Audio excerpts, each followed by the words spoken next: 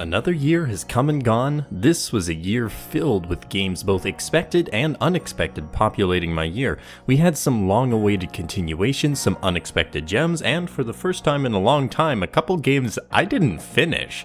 In this video, if you haven't watched my reviews in the past, I will go through every game I played this year in chronological order of when I started them. Most of these I've done entire videos on, so feel free to check those out if you want to hear more, but some may be surprises since I haven't talked about them as much or at all.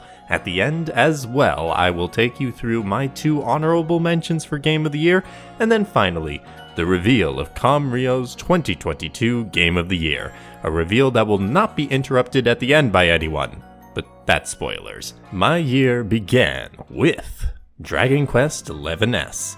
The winner of the popular vote at the end of last year, Dragon Quest XI's is an excellent game. The turn-based combat system has been refined to perfection. The storyline kept me engaged through even its slower moments, the colorful atmosphere made the world feel alive. This is a modern classic JRPG for a reason. Honestly, the only thing that really keeps this game down is the music, an unfortunate shortcoming. But after my enjoyment of this game, I am ready to play some more Dragon Quest with 3 Remake and 12 hopefully coming soon. Pokemon Legends Arceus. This game is exactly what the Pokemon series needed, an innovative game that stretched the series out of its funk and introduced many things that the series can use as inspiration for making the games better. At least that's the hope, but the Pokemon Company isn't interested in giving Game Freak time to do that. Legends Arceus really made me want to catch them all as well as making a fascinating prequel to the main series. Please let Game Freak do more of this, Pokemon Company. Triangle Strategy. A solid new strategy RPG with an excellent system of moral conviction that adds new layers of tension into story choices. The HD 2D graphics are pretty, the music nice, and the story writing stilted but compelling. Coupled with a strategic battle system with a good cast of unique units, and this game is not only a fun time, but I think an excellent baseline for a potential series if Team Asano is interested in turning it into one. Danganronpa V3. The first of the games that I dropped this year. I was fully prepared for an ending I knew was divisive. I never got to that ending. I only completed the first chapter. They made a decision with that first chapter that I respect, and I am impressed by their guts. As a result though, I had zero desire to play the game again. Not all games are for me, and Danganronpa V3 is not for me. Tales of the Abyss. While I always enjoy the Tales battle system, world building, and characters, the story writing has always been hit or miss for me. Abyss falls into the hit category with an engaging narrative and complex character growth that made this adventure a rewarding journey. Jade, Luke, and Tyr are top-tier characters, and nothing will ever make me think otherwise. It is such a shame the game has not received a modern port, along with way too many Tales games, because this is now my second favorite Tales game ever. Eiyuden Chronicle Rising. The appetizer before the main course comes next year. Eiyuden Chronicle Rising is a side-scrolling RPG with some town-building elements. I wish it had a lot more freedom and far fewer busywork quests, but it did its main job getting me excited for Eiyuden Chronicle 100 Heroes, and the combat system had some fun elements. This may become my go-to example for a 6 out of 10 game. Not great, but also a fun enough time. Spiritfarer. An emotional ride with beautiful scenery, heartfelt moments that felt just the right level of heartwarming and bittersweet, and an exploration on death and what it means to pass on. Also, cooking and building and gathering and other management stuff, but the emotional core is right at the center of this wonderful game. The management stuff being good just enhances everything. Tokyo Xanadu EX Plus. Modern Japanese setting action RPG from Falcom? Sign me up. While it's certainly not the direction people envisioned for the Xanadu series, it was a nice game with a strong cast and some intriguing world building that maybe someday Falcom will do something with again, right? Right? Oh, come on, at least do something with the combat system or characters again. Well, we did get a tease that they're working on an action RPG that is not listed as East, so... Tokyo Xanadu 2? The Somnium Files Nirvana Initiative.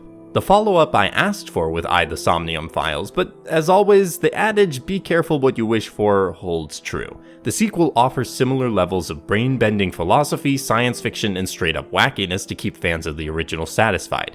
If you think you know what you're in for, this game still has a lot to surprise you with. Overall, a worthy follow-up, if not exactly the Mizuki-centered adventure I was hoping for. Pokemon Alpha Sapphire. Picked up a copy at Too Many Games this summer and started playing it as a Nuzlocke side adventure. Then the gaming schedule got busy again, but the file is still there if I ever want to return and actually try and finish my first ever Nuzlocke. Seems nice so far. Shantae and the Pirate's Curse. This was a game I got for free via Good Old Games and decided to give it a try. I enjoyed myself for the vast majority of the game, overcoming the various challenges and learning more about Shantae and this world. I was having fun all the way up to the final level.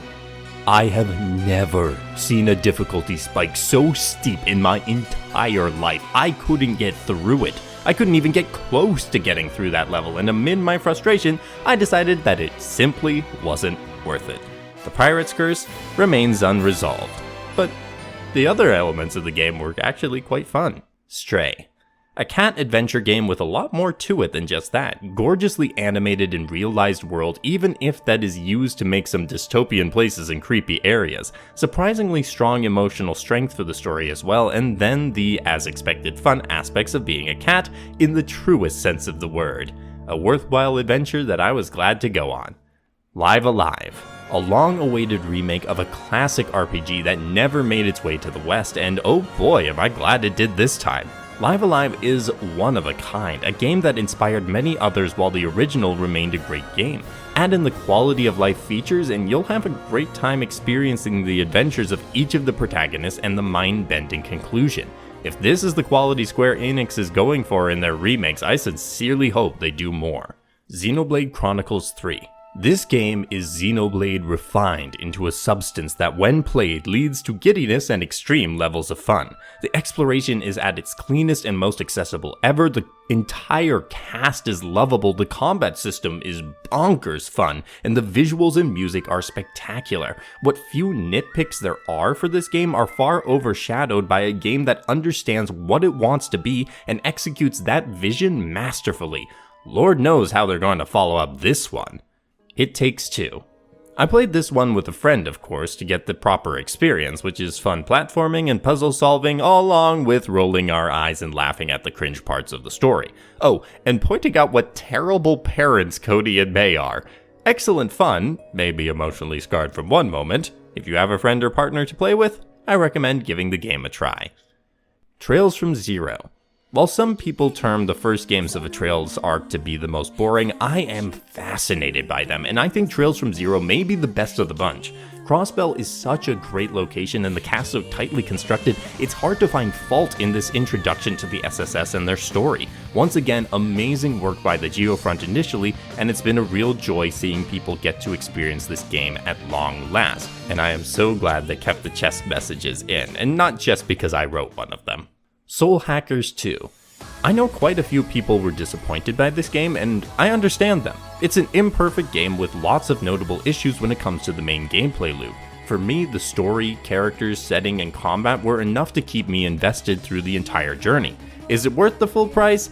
Not unless you're dying to get your hands on it, but I firmly believe Soul Hackers 2 will be looked back on fondly by quite a few people once it's had some time to sit and mellow, and maybe go on sale a couple times.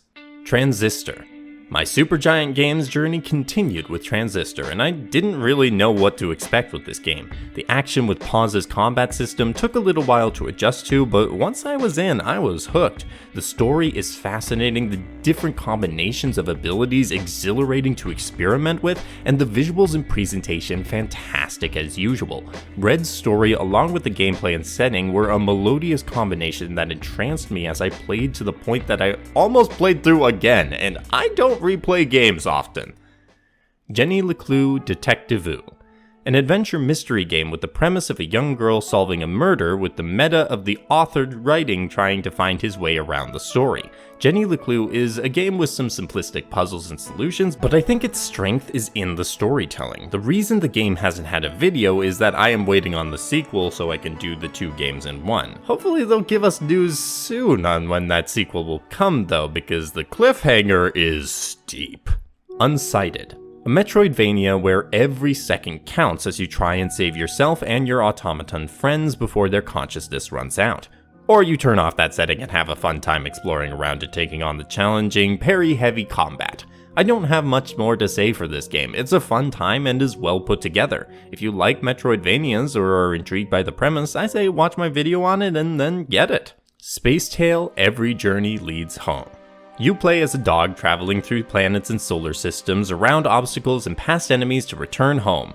What isn't to love? This indie game may be on the shorter side and doesn't have the dynamic animations you'd expect from bigger companies, but the core gameplay and heart of the game is good. It unfortunately has gotten overlooked, but you can tell the developers have talent and put it on display in this game. This Way Madness Lies. A Shakespeare Magical Girls RPG was all I needed to hear to get excited for this one, and it lived up to the premise. The cast is charming, the references fun, the music honestly amazing, and the combat deep. I had a blast playing this game and actually would be eager for more if they ever decided to make a sequel. Wavetale. A former Stadia exclusive escaping the sinking ship to come to consoles and PC, Wavetale has amazing movement, a strong cast, especially its protagonist, and an art style that I love to look at. I will say the price ended up higher than I was expecting when reviewing, so I understand why some would balk at it. It's a short game, but packed a lot of fun into that time. At least 70% of that fun being just surfing, sliding, and gliding around the map. But there's a lot of that, so you have a lot of chances for fun. Nier Replicant. As voted on by you, the community, Nier Replicant is the RPG from a series I've never tried before that I'm trying now. Still in part 1 of the game, and the vibes from it are amazing, from the music and atmosphere especially. I'm both looking forward to and dreading finding out what happens to Nier, Yona, and the others. Those of you who warned me about the side quests though are right. They are not a strong point in the game's favor. These wool and goat hides never frickin' drop and you want me to collect 10 of them? Can you count all the sheep I've killed for this?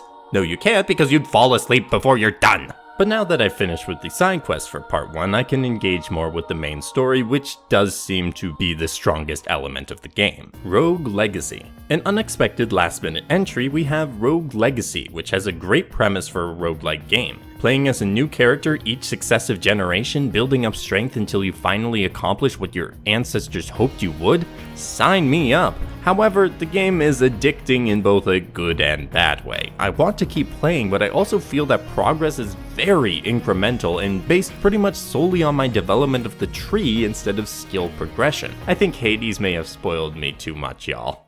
And that's it. Another busy year full of games both new and old. I think this year I didn't end up going back to play as many older games as I anticipated, but I'm still reasonably happy. I definitely enjoyed getting a chance to do more short indie games towards the end, even if that's not usually what you expect from me and the channel. Suffice to say, the next year we're starting off right in familiar territory, but I'll save that for the 2023 preview video coming on Monday.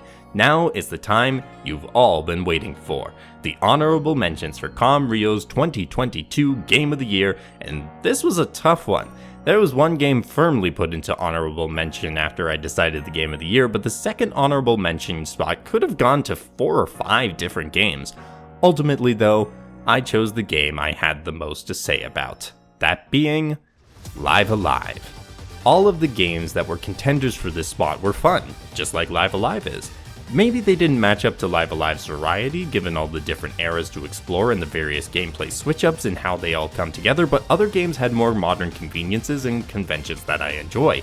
What pushed Live Alive over the edge to take this spot, though, was that it had the highest high of any of the games considered. I can't get into it without spoilers, but there's a reason my guest episode on Cerulean Sky's RPG podcast, specifically on this game, went over 3 hours long. There is so much to talk about with this game. Live Alive has a masterwork of a last act of the game that ties everything in together and is burned into my memory. You want to know how this game became a cult classic? Play through it and then just sit and think about the last portion of the story and how well everything ties together. It's a trip. Then we have the game that I always knew would have a strong chance of landing a spot in honorable mentions if it didn't take the top spot. A game we've been waiting on for a long time and was well worth the wait. Trails from Zero. Sure, I played through the Geofront version 2 years ago and really enjoyed it then, but the game has only gotten better for me since then. The way it ties into the overarching narrative, sets up one of the best locations in the series, and establishes Lloyd and the other Crossbell characters is superb. PhD Games' work polishing the port is fantastic, and while some of the script was changed, the heart and love that the writers poured into this game is evident. Trails from Zero has all of the lovable characters, political intrigue, intense sequences, and solid battle system you could ever need. If Live Alive is a class on how to create a tremendous ending, Trails from Zero is a class on how to make a brilliant first game in an arc. But of course, there was one game that managed to reach higher, stretch over all the contenders to claim not only my Game of the Year award, but many others as well. My 2022 Game of the Year is Xenoblade Chronicles 3. I've known Xenoblade Chronicles 3 had this award for months now. I kept an open mind, but this game is the most obvious Game of the Year winner for me since possibly 2016. Xenoblade Chronicles 3 took everything I loved about 1 and 2 and made it better. Took everything I didn't care for in 1 and 2 and smoothed it out. Noah, Mio, Uni, Taion, Senna, and Lanz are one of the best RPG parties I've ever played. I seriously considered 100%ing this game. I never do that, but that's how much I didn't want this journey to end. The fact that I still have more to look forward to with the DLC is a godsend. Let's break down the elements. The cast is great with amazing performances from all the actors. The side characters are also fascinating and add so much detail to an already rich world. Speaking of the world, the exploration is incredible as always and feels both streamlined and broader than previous Xenoblade games. The music is excellent, the art style astonishing in its level of detail and gorgeous views. The combat is the most fun I've had with Xenoblade. Whoever had the idea to have all the party members fight at the same time deserves a 200% raise immediately at minimum. Brilliant. Like all games, Xenoblade 3 is not flawless, but it lifts you so high up that when you look down, those flaws seem insignificant compared to the heady heights you've reached. It has been a delight to play, and also to see all the wonderful fan art and great discussions the game has brought to people. For all those reasons and more, Xenoblade Chronicles 3 is my Game of the Year. Thank you for sticking with me through this video and through this year. As my audience continues to grow, my gratitude and appreciation for all you wonderful people who spend your precious time with me grows as well. I am humbled by your continued support, and I wish you all the most wonderful rest of the year. Let me know in the comments what you played in 2022 and what your games of the year are. While 2022 has been a fun year for gaming, I think 2023 could be even better, so look out for my video on that coming soon. Have a great day and happy gaming.